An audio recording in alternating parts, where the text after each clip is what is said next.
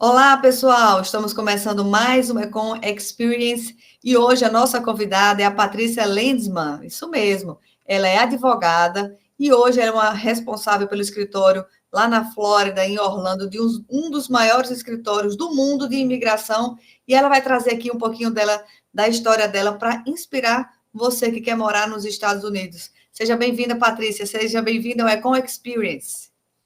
Prazer, Alaide, prazer falar com você, prazer falar com todo mundo do evento. Eu sou a Patrícia, eu saí do Brasil em 2017, vim para os Estados Unidos para estudar. O plano era voltar para o Brasil, eu não ia ficar aqui. Mais uma vez, estando aqui, a gente acostuma e vê uma qualidade de vida muito boa, oportunidades muito boas. Acabei ficando, fiz o meu mestrado aqui nos Estados Unidos, me tornei advogada nos Estados Unidos, eu era advogada, sou advogada no Brasil, né? Me tornei advogada aqui nos Estados Unidos também. Comecei a trabalhar na Heyman Woodward, que é um dos maiores escritórios de imigração do mundo, e hoje sou responsável pela primeira unidade de franquia da Heyman, que hoje é em Orlando, né? Eu sou advogada responsável pelo escritório de Orlando. Muito bacana. Eu já vou começando com uma pergunta aqui. É difícil você validar um diploma de advocacia, né, de direito, que é no Brasil, para os Estados Unidos? Porque eu acho que deve ser bem diferente, né? As leis, as regras, a Constituição. Depende um pouquinho do estado onde você vai querer tirar a tua licença, tá? Diferente do Brasil, aqui nos Estados Unidos, a licença de advogado é por estado. Dependendo do estado, você tem requisitos diferentes. Alguns estados exigem que você faça a faculdade de direito toda de novo aqui, outros que você faça um mestrado, que foi o que eu fiz, tá? Nova York, que é onde eu sou licenciada,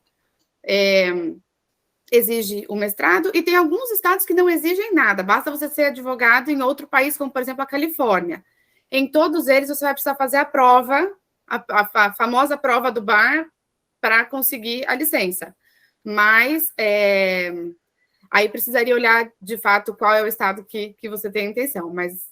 Patrícia, todo mundo fala que o primeiro ponto de quem quer empreender, ou quem quer morar, quem quer levar a família para os Estados Unidos, o primeiro ponto é procurar um bom advogado para saber a melhor forma, né, de visto. Que visto eu tenho que tirar? É um visto de estudante? Esse visto dura quanto tempo?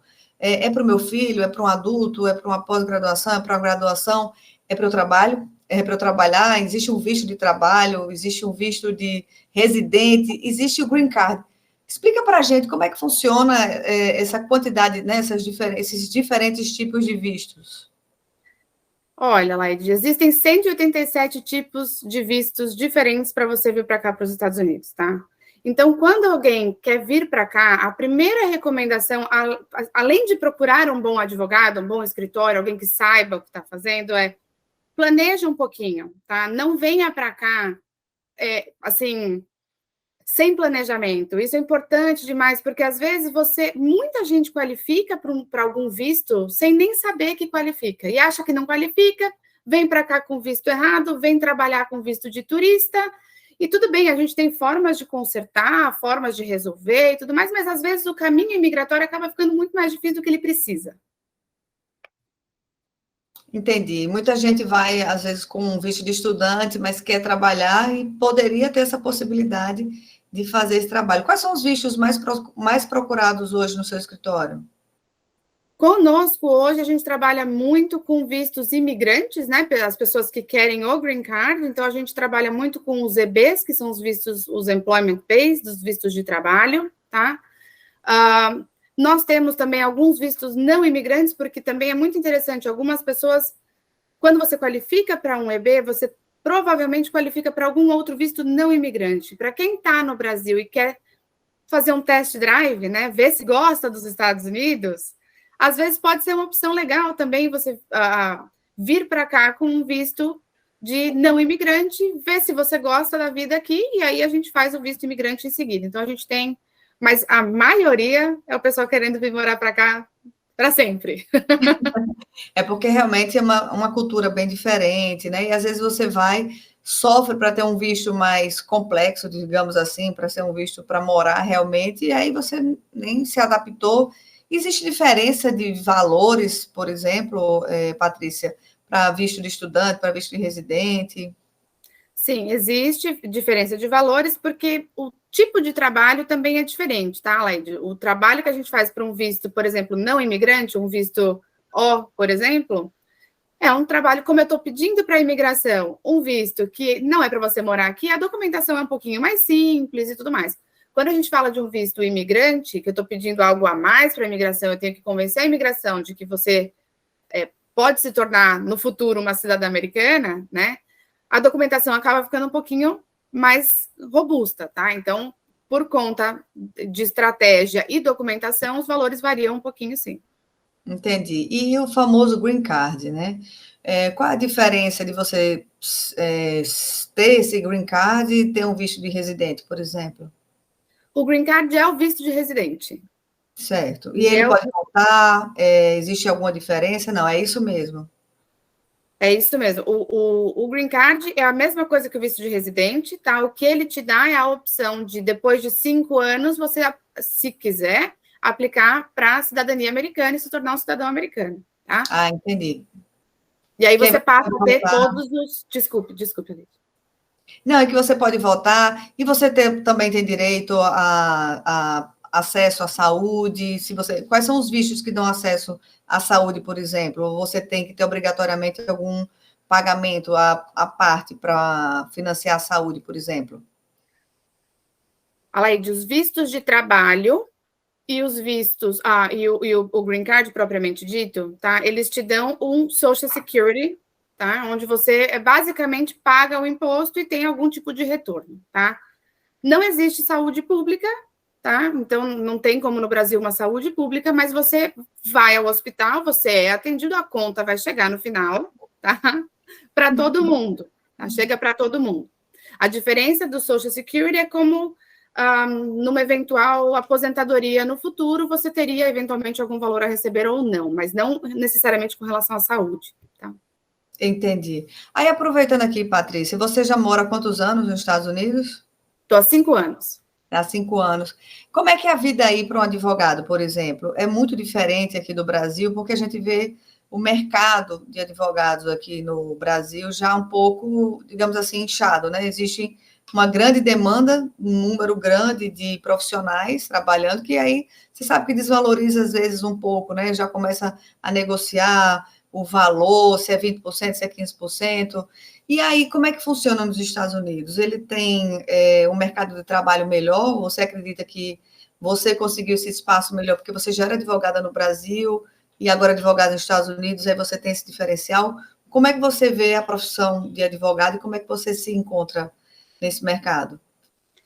Eu acho que aqui tem muita oportunidade, aliás, em todas as áreas. Os Estados Unidos é um país que tem muita oportunidade, tem bastante advogado no mundo inteiro, a gente está espalhado por aí, né? Mas aqui tem bastante oportunidade, tá? Eu acho que o fato de eu ter me colocado dentro da Rema, o fato de eu ser advogada no Brasil, falar português, porque os nossos clientes são predominantemente brasileiros, a gente tem bastante clientes de outras nacionalidades, mas um número bastante expressivo de clientes brasileiros, então isso também me ajudou, tá? Mas, dependendo do local onde você vai para os Estados Unidos, o teu português pode ser um diferencial, né? Eu estou no sul da Flórida. No sul da Flórida, o português é um diferencial. A gente tem um público brasileiro grande aqui embaixo. Talvez se você for para o interior dos Estados Unidos, você terá outras oportunidades. Não necessariamente o teu português será um diferencial, mas pode ter outras qualidades que te diferenciem. E você gosta de morar na Flórida? Você acha que além do ambiente de trabalho, a sua vida pessoal também vale a pena? Você falou no começo que quem quer morar, quem chega para os Estados Unidos normalmente quer morar. É assim mesmo? Por quê? Alaide, a qualidade de vida é muito boa, tá? A gente tem um clima excelente, tá? Flórida, pelo menos aqui na região onde eu tô do meio para baixo da Flórida, é sempre muito um clima muito agradável, muito próximo com o Brasil, apesar de eu ser de São Paulo, e São Paulo tem um frio aí em algumas épocas do ano, tá? Para o pessoal que está mais ao norte do Brasil, aqui é maravilhoso, tá sempre muito quente, sempre muito gostoso. É muito seguro. Ajuda, né? Ajuda. é muito seguro, a gente tem uma impressão de uma sensação de amplitude muito grande, pelo menos eu venho de São Paulo, então aquele monte de prédio, parece que está todo mundo apertado, você vem para cá, parece que tem um espaço enorme, então dá uma sensação muito melhor, né? A gente tem acesso a outras coisas mais fácil do que no Brasil, aqui a gente trabalha, o nosso dinheiro tem um valor, a gente consegue ter acesso a outras coisas que no Brasil nem sempre a gente consegue, ou se consegue, enfim, é um pouco mais difícil. Um poder então, de compra, né? Exatamente. Então, tudo isso, quando a gente vem para cá, fala, poxa vida, quero voltar? Não quero voltar. Vou ficar por aqui, né? Aproveitando sobre poder de compra, sobre valores, é caro você tirar visto para morar nos Estados Unidos ou para trabalhar ou para estudante? Você falou que varia, né? Mas é em torno de quanto a quanto? Só para a gente ter uma média assim, de valores. Alaide, depende do tipo de escritório de serviço que você vai contratar. Pode variar aí entre, eu diria, $10.000 a $50.000, tá? Um espaço muito grande. Tá? Mas tem... E se eu quiser me planejar, se eu quiser morar nos Estados Unidos, eu preciso... Beleza, hoje eu vou planejar para ir para os Estados Unidos. Com quanto de tendência eu preciso? São meses, são anos, para poder me organizar, para levar uma família, ou para empreender, ou para abrir um negócio, para morar. O que é que você diria assim? Se você quiser vir para cá, para os Estados Unidos, você precisa mais ou menos de tanto tempo? Eu diria para você o seguinte, para eu montar o teu pleito imigratório, tá? Com tranquilidade, pode ser mais, pode ser menos, tudo depende de uma série de fatores, mas eu diria que numa média, com tranquilidade, sem correr, 6 meses, tá? Então, você pensa... 6 meses, é um tempo, assim, ideal que dá para fazer essa mudança. Isso para eu montar o teu pleito, tá? Então, assim, se você chegar em mim hoje, eu tenho aí mais ou menos uma média de 6 meses para montar o teu pleito e mandar para a imigração. Uma vez que vai para a imigração, aí, de fato, fica na mão deles e a gente... varia bastante o tempo de processamento. Hoje, os tempos de processamento na imigração estão demorando um pouquinho mais, porque eles ainda estão recuperando o trabalho que ficou acumulado da pandemia, mas está melhorando já, tá? A gente tem visto uma melhora já nos tempos de processamento, mas eu diria que pelo menos 6 meses, que é o que eu preciso, que a gente precisa para montar um pleito, tá? Pelo menos 6 meses. Tá. Então, 6 meses para o escritório e também para a imigração, mais uns 6 meses, são pelo menos um ano, é isso? Para poder... Pelo menos um ano e meio. Mínimo, um ano e meio. Perfeito. Aí dá para se programar, dá para saber mais ou menos os valores, dá para saber que 187 tipos de visto, realmente, eu não sabia que eram tantas oportunidades, né? E aí eu acho que um levantamento das informações de cada cliente é super importante, né? Para poder fazer esse planejamento e a ida aos Estados Unidos ser realmente um sucesso de acordo com o que cada família realmente precisa, não é assim? Exatamente. Todo mundo qualifica para algum visto, a gente só precisa achar onde, mas a gente consegue, tem muitas opções, né? Então a gente só precisa, de fato, analisar o perfil da pessoa e encaixar no tipo de visto melhor, adequado para aquele perfil. Perfeito. Patrícia, quem quiser acompanhar o seu escritório, quem quiser entrar em contato, tem rede social, tem algum site que possa entrar e conversar melhor com vocês? Tem. Quem quiser entrar em contato, pode mandar um e-mail para consulta@hw.law, tá? A primeira consulta, normalmente, não tem custo, tá? Para a gente primeiro fazer essa análise para ver se a pessoa qualifica ou não para o visto. A primeira consulta não tem custo. E se quiser seguir nas redes sociais, é Heyman Woodward. Aí o nome é um pouquinho mais cheio de letrinhas, mas é Heyman Woodward. No Instagram a gente também está lá. Perfeito. Para Patrícia Landsman, muito obrigada pela sua participação aqui no Econ Experience. Sucesso e que você possa levar cada vez mais brasileiros para esse país maravilhoso, para que tenham mais sucesso. Obrigada. Bom evento para todos.